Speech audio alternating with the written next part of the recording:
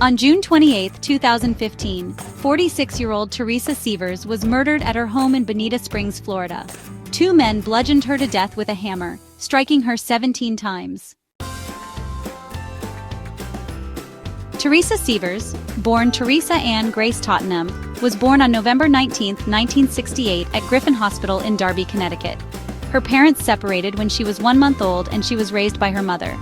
Since 6th grade, she had an interest in medicine and wanted to become a doctor. She was the valedictorian of her high school class. In 1996, she graduated from the Ross University School of Medicine in Dominica. She later completed a pre-med course at Fairfield University and completed her residency at the University of Florida. Following the dissolution of her first marriage, Teresa married Mark Sievers, the brother of one of her friends, in 2003.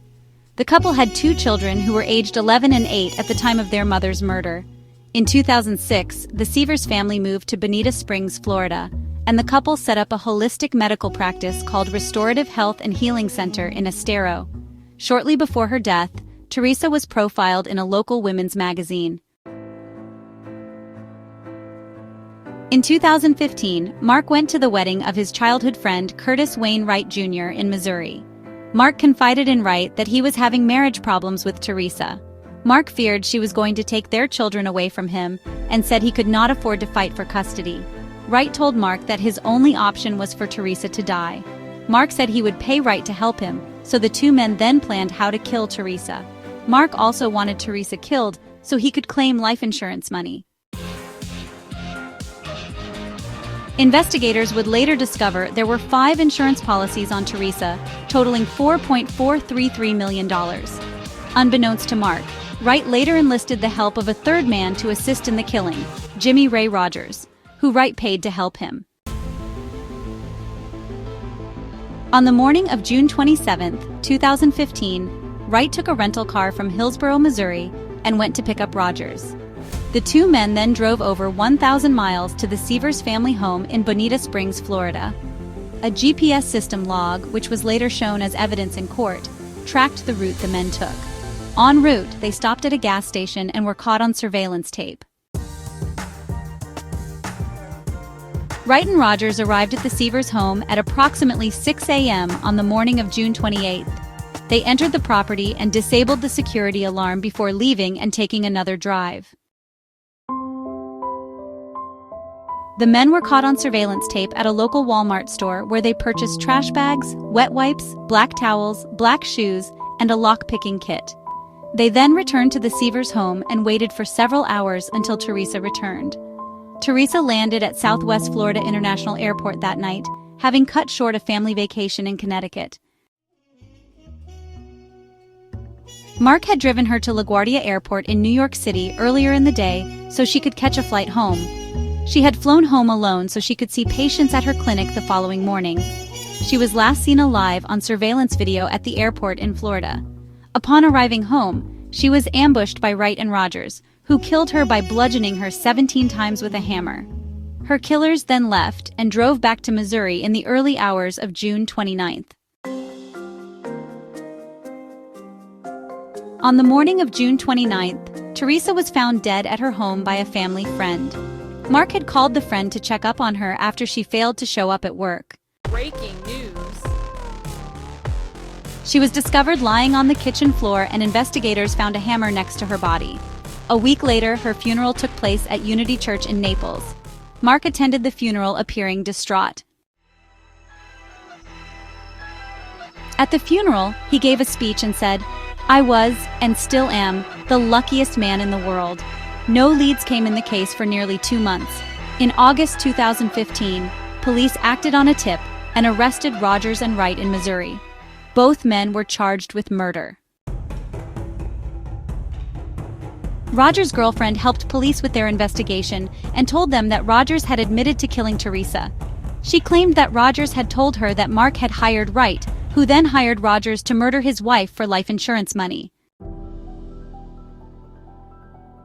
By this time, Mark Sievers had already been under suspicion. In December 2015, he was charged with murder after a connection was found between him and Wright. Hours after Teresa's funeral, investigators had watched him throw computer equipment into a dumpster behind the couple's medical office. While Mark had initially been cooperative and handed over his cell phone to investigators, he later refused to cooperate. On May 11, 2016, Teresa's mother gained custody of the Sievers couple's children as the case prepared to move toward trial. Wright took a 25-year plea deal in exchange for his testimony against Mark and Rogers. In 2016, Wright pleaded guilty to second-degree murder and was sentenced to 25 years in prison.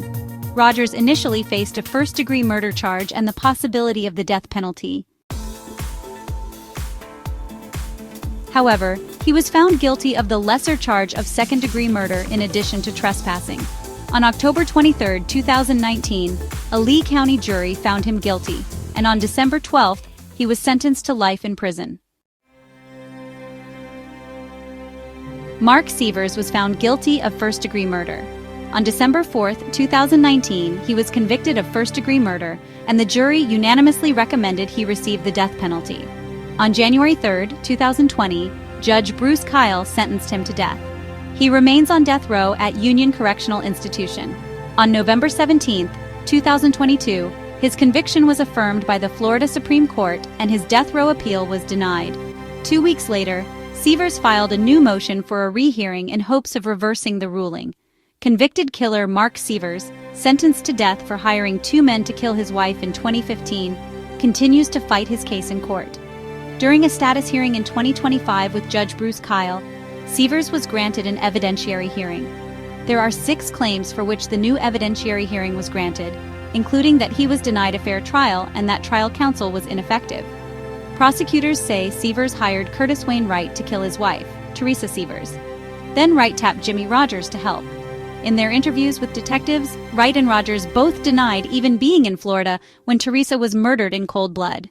What they didn't know was a GPS on their rental car tracked their every step from Missouri to Florida and back. Teresa had life insurance policies totaling $4.4 million. Documents show that Rogers told his girlfriend that Sievers hired Wright to drive to Florida and kill Teresa for insurance money.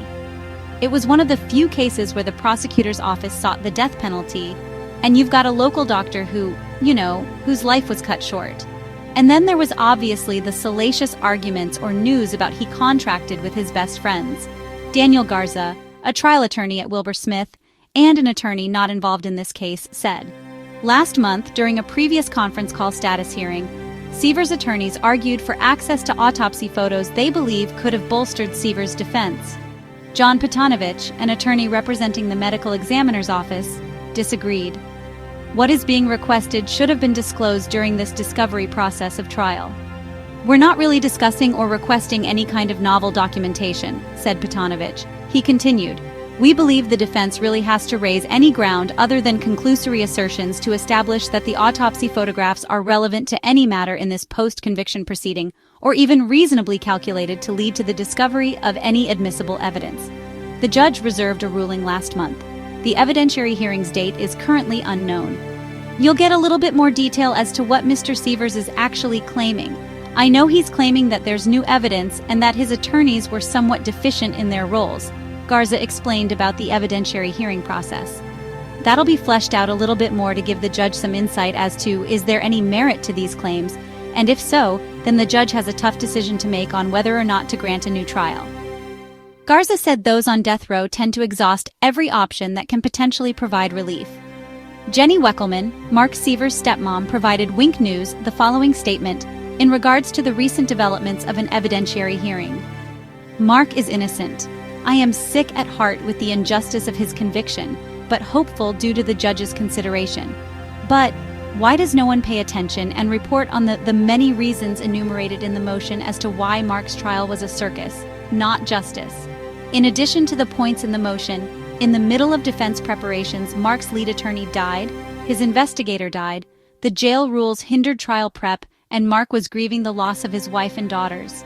The hasty verdict was based on one man's lie, made to save his own life. Think of it. One man alone can create a story, and without any facts to corroborate, he is believed. There is no evidence linking Mark to the murder of Teresa. There is only innuendo, gossip, and prejudice. a whole other story is waiting to be uncovered and told. This is a tragedy on many levels. If Sievers succeeds in obtaining another trial, it could potentially vacate his death sentence.